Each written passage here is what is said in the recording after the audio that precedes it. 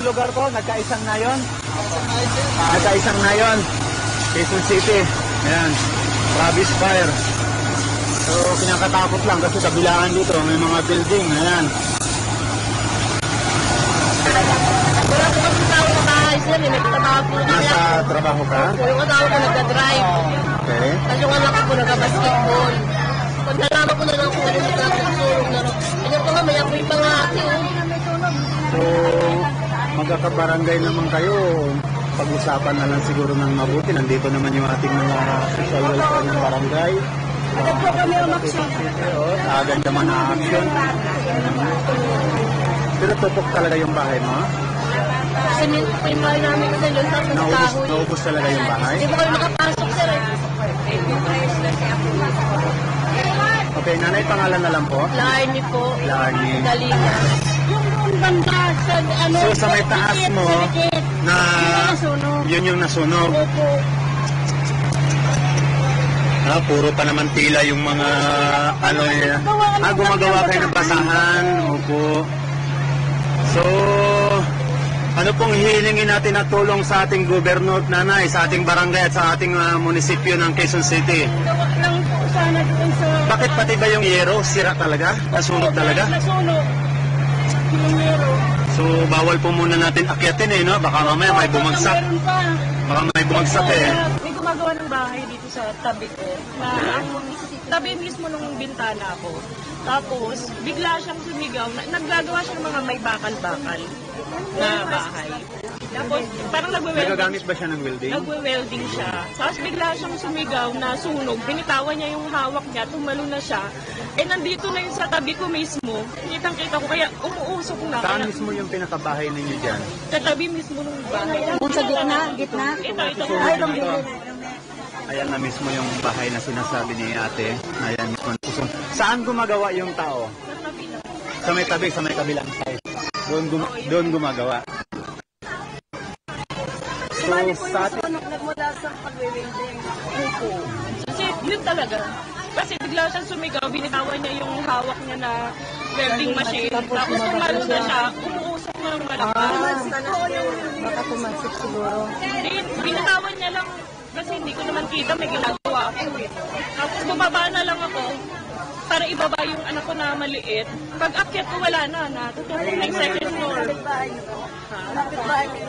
Yung patabi lang ng bahay. Wala na, Bahay ko rin, tsaka yung sa kanila. wala naman tayong nasaktan. Wala po. Lahat naman po nakalabas. So, ate, pangalan na lang po. Pangalan? Cheryl. Okay.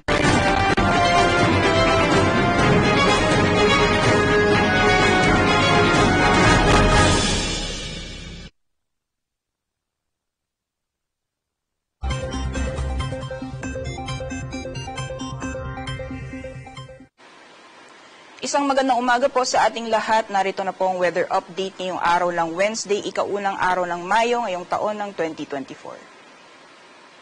Ngayong buwan po ng Mayo, 1 hanggang sa 2 bagyo ang posibleng mabuo or pumasok ng ating Philippine Area of Responsibility at base po sa ating climatological tracks, 2 senaryo ang posibleng mangyari pag may nabuo or pumasok pong bagyo sa loob ng ating PAR. Sa unang senaryo po ay posible po itong lumapit ng ating kapuluan bago ito mag-recurve papalayo ng ating bansa. And yung second scenario naman, kung mas mababa po yung entry point ng bagyo or mabuo po ito sa may eastern section ng Mindanao, ay posible po itong tahakin ang bahagi na po ng Eastern Visayas, Bicol Region, Mimaropa at ilang bahagi ng Calabarzon bago po ito lalabas sa may West Philippine Sea at magre-recurve po ulit palayo ng ating kapuluan. Although sa ngayon po wala naman tayong binabantayan na low pressure area o bagyo sa loob at labas ng ating Philippine Area of Responsibility at hanggang sa darating na linggo or sa susunod na linggo ay wala din po tayong inaasahan na bagyo na posibleng makaapekto sa anumang bahagi ng ating bansa. Base po sa ating latest na satellite image, meron po tayo namamataan ng mga kaulapan na nakaapekto sa ilang bahagi ng Palawan, Visayas at Mindanao. Although sa ngayon po nakikita po natin papanipis itong mga kaulapan na ito, so hindi po ito tatagal na maghapon. Most likely, yung maapektuhan lang po na itong Intertropical Convergence Zone or ITCZ ay yung southwestern portion ng Mindanao, samantalang mas mataas lamang po yung mga tsansa ng makakaranas po tayo ng mga isolated mga pag-ulan sa bahagi ng Palawan, Visayas at nalalabing bahagi ng Mindanao area. Samantalang kung makikita naman po natin dito sa Luzon, wala po tayo namamataan na makaulapan na magdudulot ng maghapon ng mga pag-ulan. So patuloy pa rin po yung epekto ng easterlies o yung mainit na hangin na nanggagaling sa dagat Pasipiko. Kaya asahan pa rin po natin yung mainit na panahon sa nalalabing bahagi ng ating bansa. So magiging lagay po ng panahon ngayong araw dito sa Luzon, gaya po na nakita sa satellite image, patuloy pa rin po yung mainit at maalinsangang panahon, liban na lamang yung mga tsansa ng mga panandaliang buhos ng ulan. At asahan pa rin po natin yung matataas ng mga maximum temperatures, lalong-lalo na dito sa Tugigaraw, na posibleng umabot ng 38 degrees Celsius maximum temperatures at 37 degrees Celsius naman ang maximum temperatures na mararanasan ngayong araw dito sa Metro Manila. Agwat ng temperatura para sa Lawag, maglalaro mula 27 to 34 degrees Celsius, 18 to 26 para sa Baguio City. Samantala mataas din po yung maximum temperatures ngayong araw sa Tagaytay na aabot ng 35 degrees Celsius. And agwat po ng temperatura sa Legazpi, maglalaro mula 26 to 33 degrees Celsius.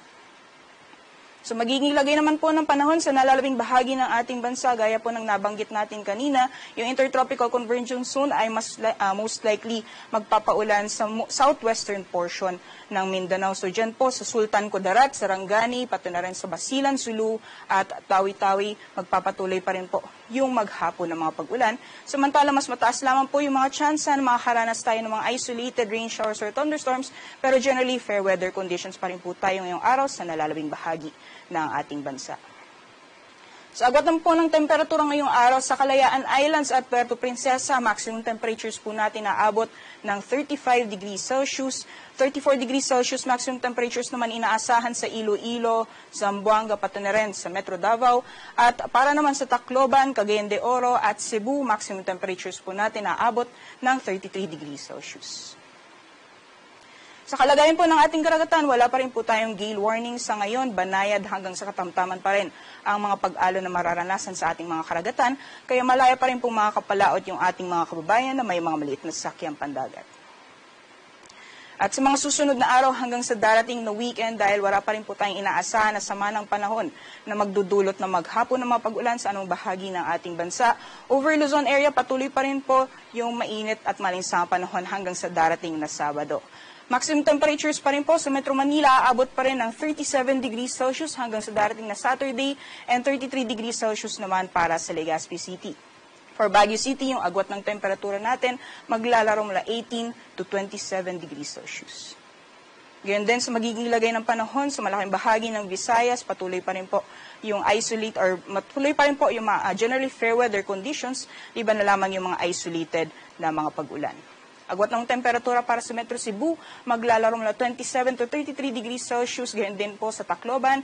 At para naman sa Iloilo, maglalaro mula 28 to 34 degrees Celsius.